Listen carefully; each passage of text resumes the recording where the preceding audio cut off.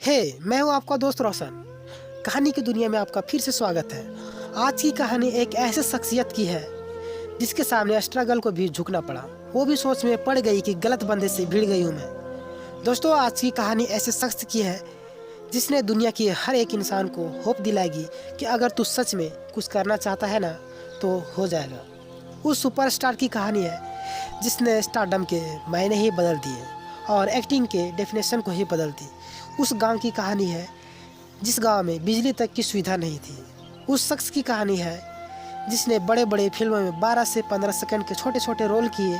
उस हीरो की कहानी है जब वो पर्दे पर आता है सबकी धड़कनें तेज हो जाती हैं।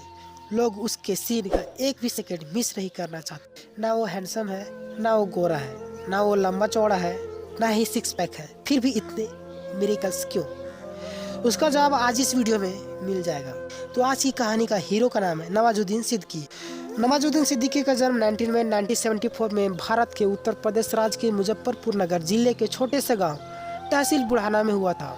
उनका जन्म एक जमींदारी मुसलमान परिवार में हुआ था और अपने 8 भाई बहनों में से सबसे बड़े थे। अपने गांव में 12वीं तक की पढ़ाई की और आगे की पढ़ाई के लिए उन्होंने अपने गांव से बाहर निकलने के अलावा और कोई रास्ता नहीं था और गांव में खेती के अलावा कुछ होता भी नहीं था। नवाजुद्दीन सिद्दीकी कहते हैं कि उनके गांव वाले बस 3 ही चीज़ जानते हैं, गेहूं, गन्ना और गन्ना। हरिद्वार के गुरुकुल कांगड़े विश्वविद्यालय से उन्होंने ग्रेजुएट की डिग्री हासिल की और बड़ौदा में उन्होंने 1 साल की कैशिस्ट के रूप में काम किया। लेकिन वहाँ पर उनको काम करने में मज़ा नहीं आ रहा था और कुछ कमी महसूस हो रही थी और किस चीज़ की कमी हो रही थी उनको ये समझ नहीं आ रहा था।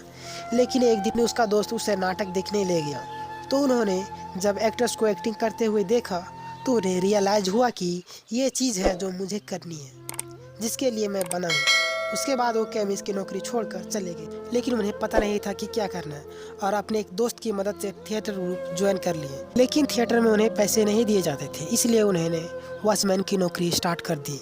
हालांकि उन्होंने अपनी करियर बनाते वक्त अपने परिवार से कभी भी हेल्प नहीं मांगी। बहुत बुरे दिन देखे जो अल्टीमेटली उन्हें स्ट्रॉन्ग बनाते गए।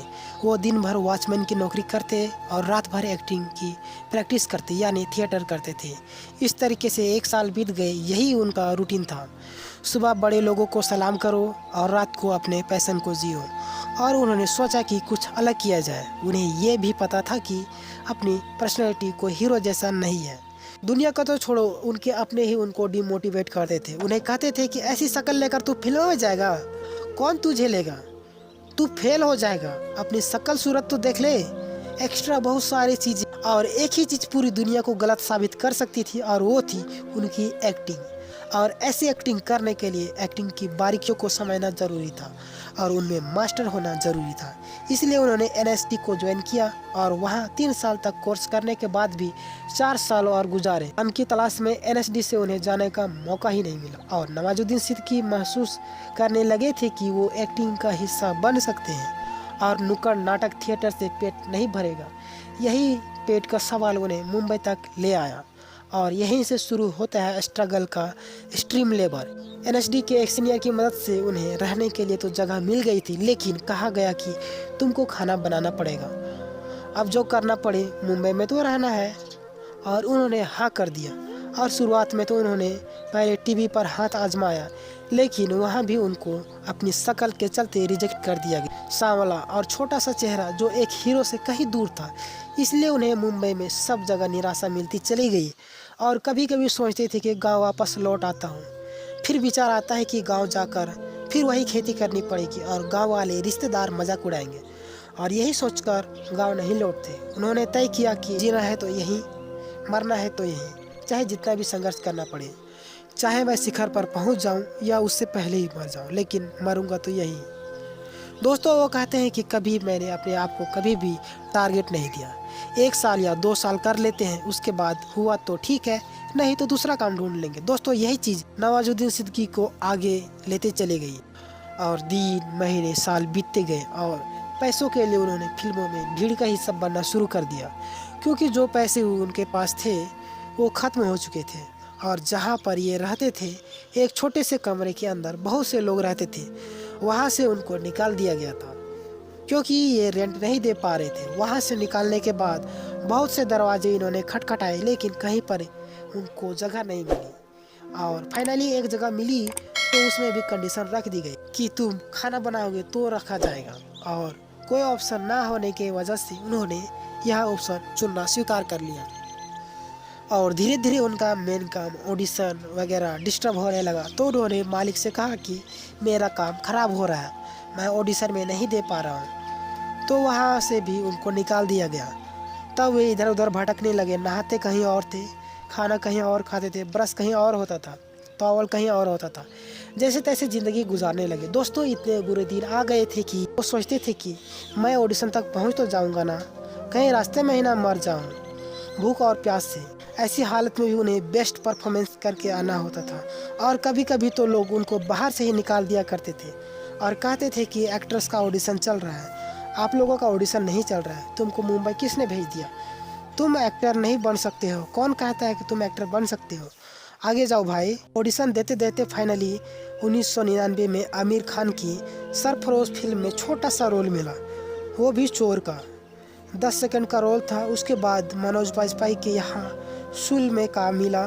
4 से 5 बड़ी फिल्मों में इन्होंने 10 से 15 सेकंड का रोल भी मिला, लेकिन इन्हें छोटे छोटे किरदार करने में कोई हिचक नहीं थी, क्योंकि इनका कोई स्टार बनने का सपना नहीं था। इनको सिर्फ एक्टिंग करनी थी, सिर्फ अच्छी एक्टिंग। लेकिन कह सकते हैं ना कि टैलेंट एक एक्टर की पहचान दिला सके, ऐसा कोई किरदार या ऐसी कोई फिल्म उनको अभी तक नहीं मिली थी। नवाजुद्दीन सिद्दीकी कहते हैं कि जब भी मैं डिमोरलाइज होता था तो मेरी माँ मुझे एक पत्र लिखा करती थी कि 12 साल में तो कचरे के भी दिन बदलते हैं, तू तो इंसान है, तेरे भी दिन बदलेंगे। यही बातें मुझे आगे बढ़ाती गई, और सिर्फ मुझे एक चीज़ सक्सेस दिला सकती थी, और वो थी मेरा नॉलेज, क्राफ्ट और मेरी एक्सपीरियंस।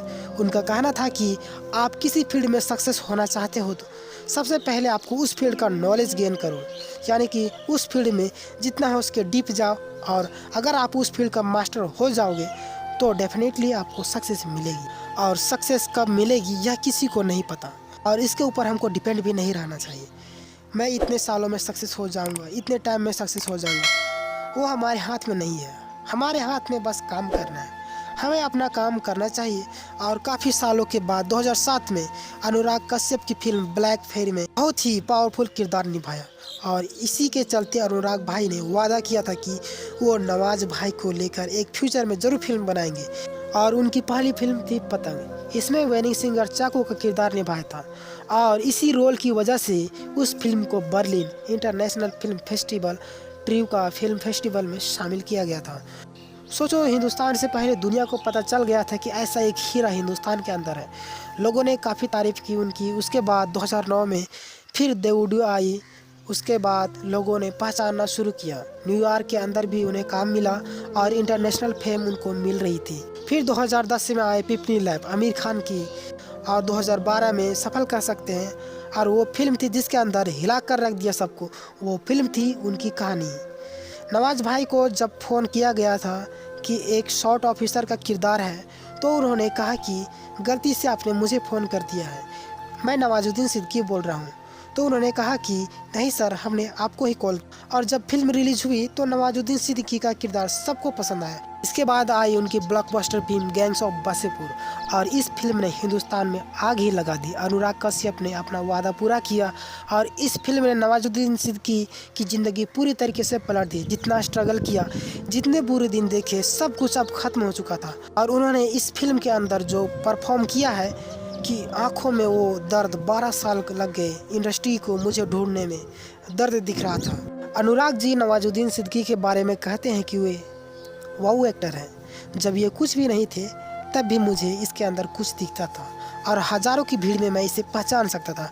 जब ये फ्रेम में आता है तो मैजिक होता है। आई थिंक जो इन्होंने 12 से 13 साल का स्ट्रगल किया है, उन्होंने वही मैजिक आज हम देख पा रहे हैं।